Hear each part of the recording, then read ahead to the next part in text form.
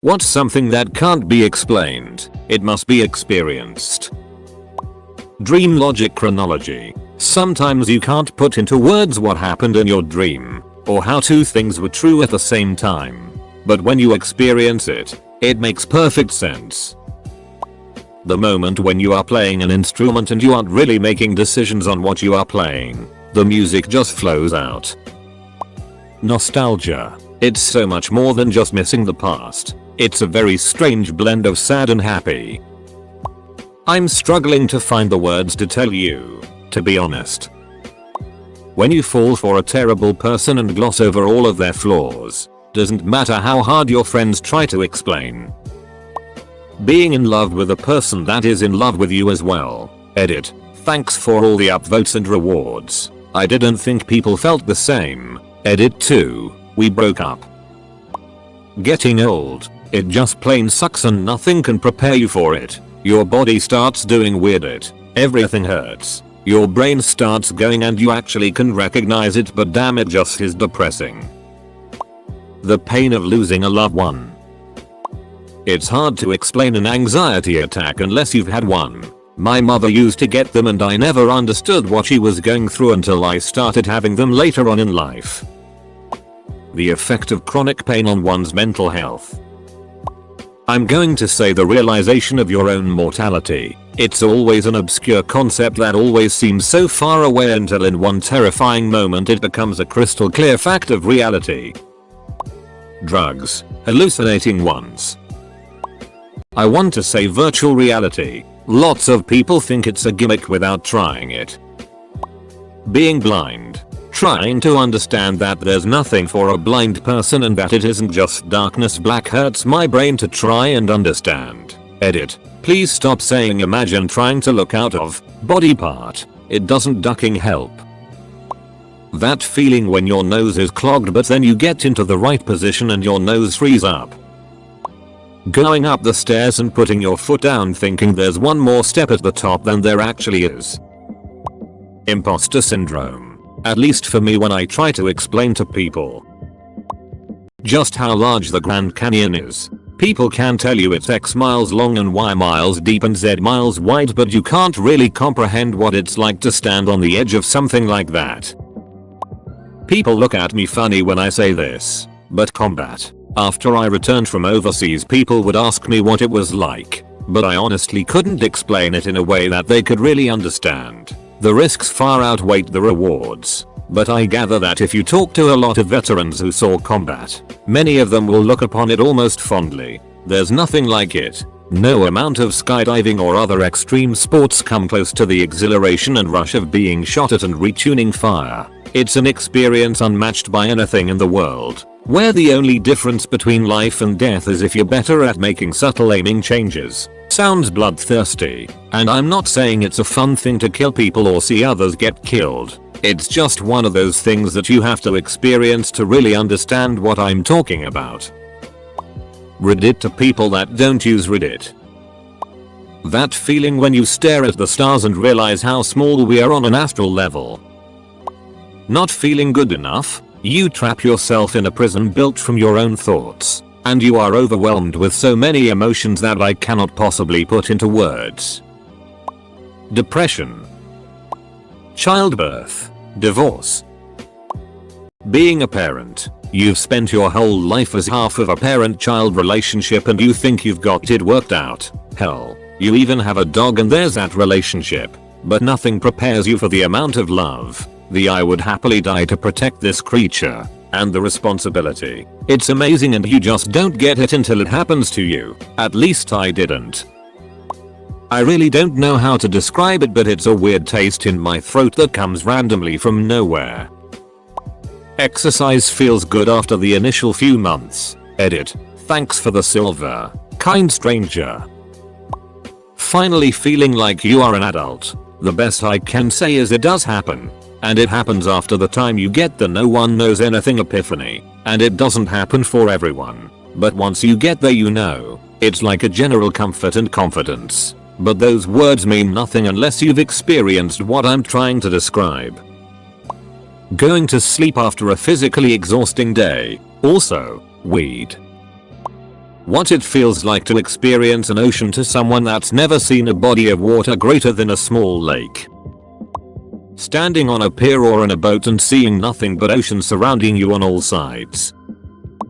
ADHD. You can tell people how you feel and how your brain works, but it's usually met by "oh, I do that sometimes. Maybe I have it," or an awkward laugh and a blank stare because they can't relate. How on earth do I explain the panic attacks, loss of focus, the feeling of spiraling, the loneliness, the hyperfocus, projection sensitivity, heightened feelings, like I really wish I didn't feel my feelings so deeply, etc. It's very hard to explain, and my fiance registered sign is still dealing with trying to understand all sides to it. There's also the desperate feeling of wanting to be normal and trying to tell myself there's nothing wrong with me. Marilyn Monroe in movies. In pictures some people don't get why is she so popular. Watch her in a movie, you'll know why. Prostate orgasms for a guy. Don't judge before you experience it. Okay, disclaimer. Don't experience this please. But, a suicide attempt. It's really hard to explain what goes on the second before it happens. Right before I tried overdosing, I felt extremely relaxed and at peace. It's completely surreal. Like I said, do not experience one of these. It sucks being in a mental hospital. Breaking up with a partner you still love. Tying a necktie. How to drive safely in the snow. Having milk come out of your boobs. There is no way to accurately describe this to a woman who has not experienced it. Having a dad that's there for you for the first 13 years and then one day he just leaves your life, but he still calls and interacts with your brother. Seeing mountains for the first time. Pictures don't do it justice. I live in a city nowhere near mountains, but when I went to Alberta last year and saw the Rocky Mountains from Banff for the first time, it was so surreal and I just can't get over how beautiful mountains are. Having a learning disorder or any disorder that inhibits your cognitive function. There is really no way to properly explain what it's like to have minimal visuospatial processing, or no working memory, or a slow processing speed, or any of the deficits that come with it. It's more than my brain doesn't work or I struggle at this. The best way I can try to explain something like the lack of visuospatial skills is to ask someone how many meters away an object is, but even then, it's not a complete comparison. They still have a rough idea of where that object is, and may be able to roughly translate feet to meters. Skydiving. Feeling the stomach churning drop and instant spike of adrenaline, followed by the amazing feeling of weightlessness. Words could never do it justice. The feeling of being shot. It seems to vary so much person to person if you ever hear it described. Obviously the location of the bullet wound would be a factor, but it's something I don't think anyone can understand without experiencing it. Hugging your mom after a particularly long, hard day. Being out on a pitch in front of 50,000 people. Falling in love with your pet rock. I've talked about this before on here, but one time I was having sex with my girlfriend after a shower. I had water stuck in my ear from it, and when I came my ear popped at the same time. The combination of those two feeling together is difficult to actually describe, but just as difficult to experience. Trust me, I've tried to have it happen again, but have not been successful. Losing your last life on Super Monkey Ball on Expert 50. So close to Expert Extra, yet so far. Period cramps. It's such a unique kind of pain. When you have trained and fine-tuned your dog so he too anticipates your moves and cues. We had this great connection on agility courses and it was like telepathy or magic. Such a wonderful feeling. I knew that all the hard work was worth it because of the joy it gave me, not just the awards we won. This will probably be downvoted because most of Reddit is young and doesn't want to acknowledge that old people might have anything worthwhile to say. But, getting older, there are so many things that you can't properly explain, but you just have to live through to gain perspective. Young people just don't want to hear that. More than the dead might as well try to speak to the living as the old to the young. From one of ours by Willa Cather, edit, to everyone assuming that I am old and I think you should take advice from me. Downvote away, but you're proving my point. I'm not old. Though at 31 I'm old enough to realize how little I actually do know. Bee stings. Been stung 6 times but can never explain how it feels. It's always bugged me. Edit. Wow. I didn't know other people felt the same. I just thought I had a really odd memory. Literally everything ever.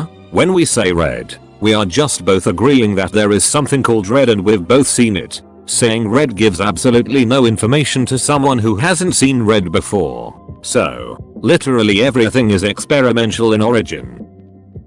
What it's like to have a wife, kids, house, car payments, job, no financial aid of any kind, and get an engineering degree at the same time. It's sort of like baseball in that you fail all of those things to some degree. You just try to keep things afloat until one of them ends, hopefully school. You can read that and maybe experience something similar, but no one, even those closest to me, have really understood what that's like. Why are you tired all of the time? Because I don't start my 3-6 hours of studying until 9 PM when the kids are asleep. I then wake up at 5:30 to get to class on time. I live an hour from classes. Why are you late to work? Because my exam ran over and I didn't want to fail. Why didn't you come to class? Because I had to work to make enough money to keep my car and home while feeding my kids. Why are you so hungry? Because I chose to pay the electric bill instead of eating for a few days. I still don't feel like I graduated,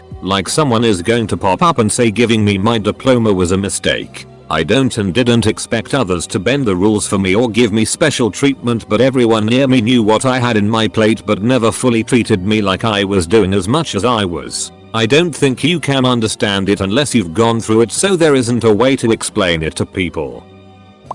Nature. Just gotta get out there and hike some toilet. Emo. I can't think of any experiences that can really be explained with words. Try explaining the taste of a banana. Try explaining the color red. Try explaining an itch. Try explaining jealousy. Try explaining the sound of a piano. Words can never explain experience. They can only serve as pointers. A banana is like, red is like, etc. Ecstasy. Such an unnatural feeling, which you are aware is unnatural. It's like nothing you can experience anywhere else. LSD. I haven't tried it, but I've heard from previous doses that it definitely gets you out of the world. Migraines. Imagine a really bad headache on one side of your head. Behind your eye doesn't cut it when you're smelling weird smells, seeing things that aren't there, and physically nauseous from a headache. They're the worst and so hard to explain unless you have one. Physical suffering. Like you've been rucking for days. Haven't eaten anything. It's cold. You're wet. What few minutes of sleep you've had has been in short increments spread over days, and there is no end in sight. Really puts everything else in life in a different perspective. What it's truly like to grieve for your departed baby. A lot of people sympathize. Very few can truly empathize. Broccoli. More specifically after it has been properly cooked. For 25 years I hated it. Went to culinary school. Learned what butter and salt can do. Now I'm like the mother ducking witness to the broccoli revival. Also helps I was diagnosed with type 1 diabetes and now I'm kept alive by almost vegetables entirely. Anyway, broccoli, love you. Before I became addicted to heroin I thought addicts were just weak. No real man. No good person. No morally sound individual would throw their life away. It should be easy to stop once you take a step back and see what's happening. I had an alcoholic friend who I thought was insane for needing to go to AA. I didn't know what addiction was until I got hooked on heroin. I feel like there's no way to really get it until you're gripped by the power. I still don't think it's a disease, but I also don't think that it's caused by stupidity or weakness. It's a scary thing. If I really liked chocolate cake but it made me sick as duck between bites, I'd never touch the stuff. But somehow I couldn't apply that logic to opiates. Loneliness. You can explain it to someone a million times but they will never understand until they experience it. There's really no way to explain the hollow feeling in your gut when all your friends are joking around and all you can do is sit and pretend to laugh. There's really no way to explain the stabbing pain when you find out they all decided to ditch school together and invited everyone but you. There's really no way to explain the exhaustion when you're sitting with your best friend. She's telling you a story and it's like totally hilarious. Except you don't really wanna laugh because for some reason, it's not even funny to you and it's been an hour now. She hasn't once asked about you but you know nobody wants to talk about that so you laugh anyway. Nod and gasp at the right parts and she goes home unaware. Again. There's really no way to explain how you feel sitting all alone. And there may be people all around you. But you're still sitting alone. Giving birth. The whole thing. All the crazy physical stuff. But the elation after your baby is put on your chest and you hear them cry.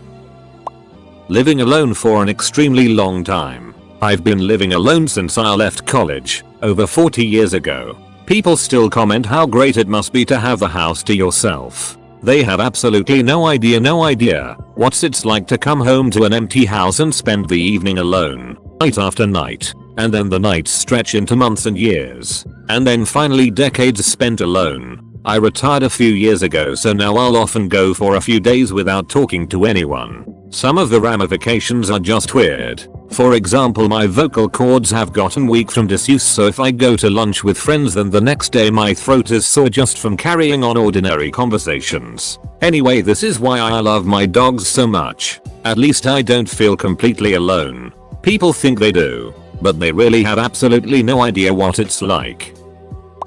I'm pretty religious, so if you don't like that kind of stuff just skip this comment. Kneeling down and praying during adoration or after communion. I just feel this peace and love fill me, but it just can't be explained. The closest I can come to is just floating on a lake and being surrounded by warmth. You can just feel warmth creeping into your bones. Time just seems to melt away and everything outside of this just becomes irrelevant. It is like pure and utter bliss. I could just stay that way forever. It just refreshes me and feels amazing.